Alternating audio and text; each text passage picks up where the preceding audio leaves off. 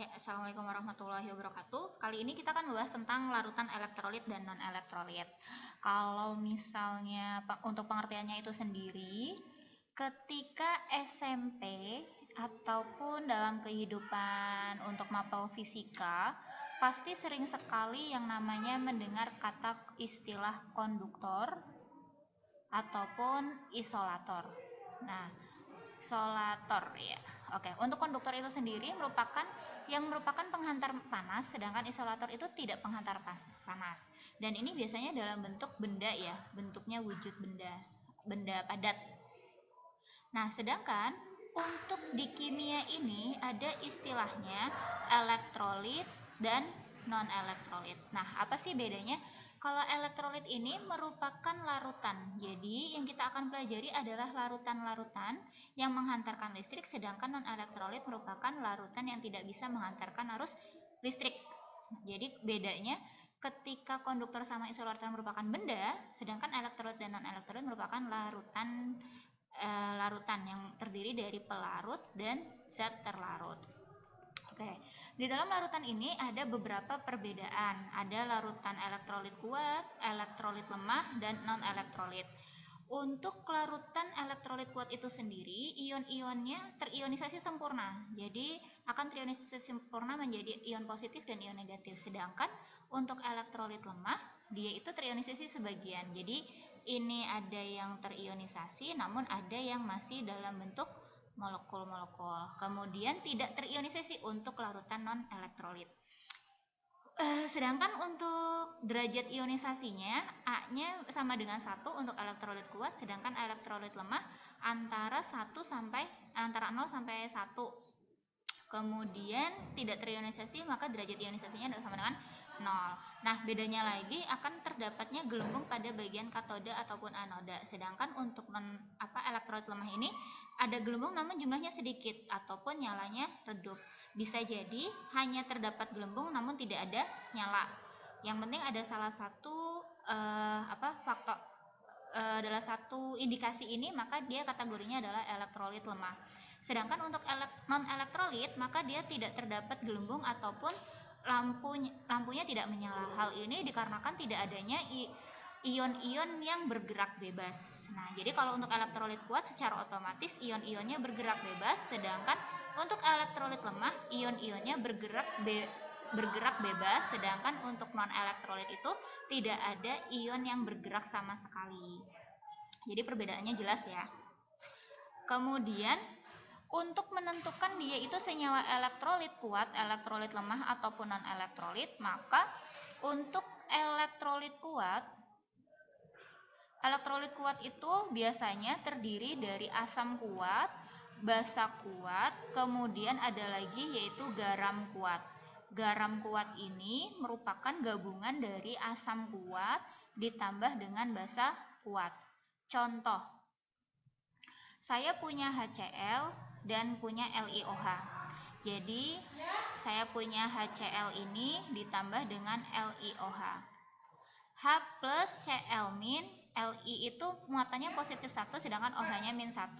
Jadinya terdapat ini H plus sama OH, Li dengan Cl. Jadinya LiCl ditambah H2O. Nah, LiCl ini merupakan suatu garam yang merupakan garam kuat karena gabungan dari asam kuat dan basa kuat. Bagaimana sih kalau misalnya hanya senyawanya saja gitu ya, bisa bedainnya seperti apa?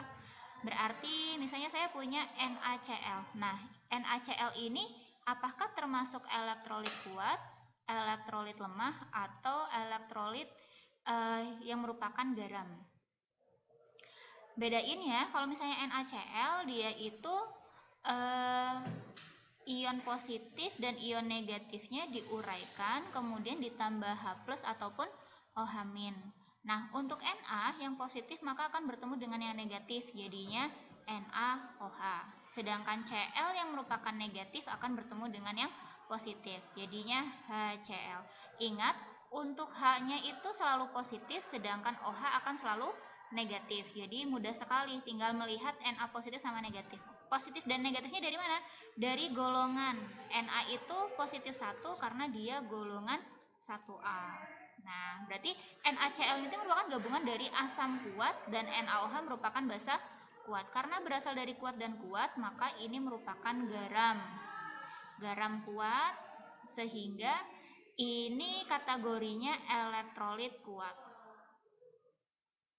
Nah, elektrolit kuat ini selain dari asam kuat, basa kuat, dan garam kuat, maka bisa jadinya gini, kalau misalnya asam kuat sama basa kuat ini yang wajib dihafalkan. Nah, sedangkan untuk yang lemah itu tidak perlu. Kalau yang lemah berarti dia adalah elektrolit lemah. Nah, berarti ini termasuknya elektrolit lemah. Jadi yang dihafalkan hanya elektrolit kuat. Untuk elektrolit kuat juga bisa jadi ini, untuk yang asam ya, ditambahkan ada HClO3, HClO4, ada HBRO3, HBRO4, kemudian HiO3 dan HiO4. Nah, ini tambahannya untuk asam kuat. Nah, bedanya asam dengan basa itu bagaimana? Bedanya kalau asam itu pasti ada H-nya. H positif, H. Nah, ini kalau yang basa pasti ada OH, ada OH-nya. Jadi suatu unsur yang ada OH-nya, berarti dia itu basa. Lanjut, untuk senyawa non-elektrolit itu sendiri, non-elektrolit biasanya merupakan senyawa selain asam ataupun basa. Misalnya etanol, glukosa, sukrosa, ataupun urea, gliserin, atau etilen glikol. Nah, untuk etanol sendiri berarti nama ininya C2H5OH, kalau glukosa C6H12O6, kemudian kalau sukrosa itu C12H22O11, kemudian kalau urea itu CONH2 dua kali, sedangkan kalau gliserin itu C3H5OH, dan etilen glikol itu C2H4OH dua kali. Nah, kebanyakan non-elektrolit ini merupakan makromolekul.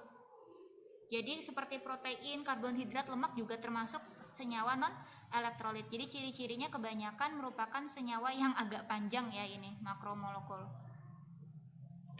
Seperti itu. Oke. Nah, bagaimana untuk derajat ionisasi dan reaksi ionisasi? Untuk derajat ionisasi itu sendiri rumusnya alfa sama dengan mol yang ketika terionisasi dibagi mol mula-mula. Atau biasanya boleh derajat ionisasi alfa mol yang bereaksi dibagi mol mula-mula. Nah, kalau misalnya ditanya derajat ionisasi dalam bentuk persentase, berapakah persentase derajat ionisasi? Nah, berarti jawabannya derajat ionisasi yang telah dihasilkan mol dari yang terionisasi dibagi mol mula-mula dikalikan 100%.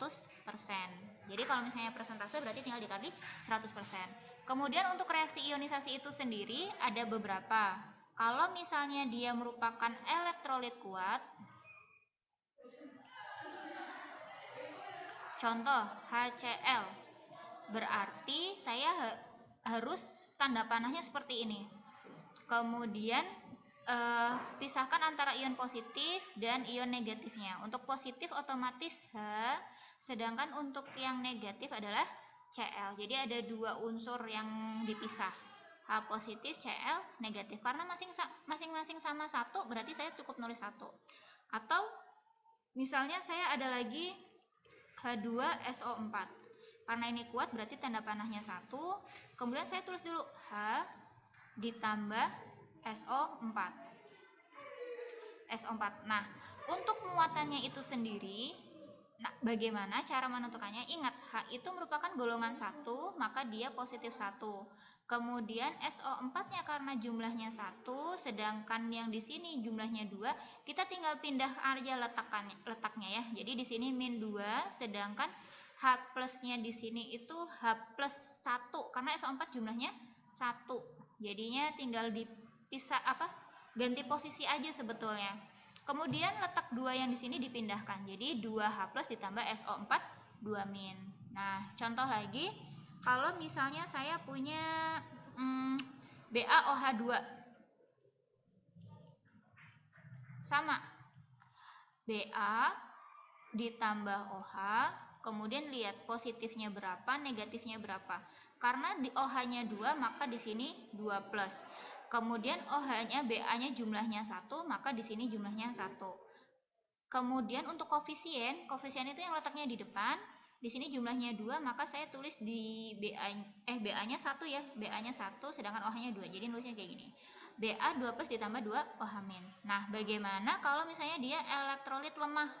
Kalau untuk elektrolit lemah, misalnya saya punya HCN, maka penulisannya bolak-balik.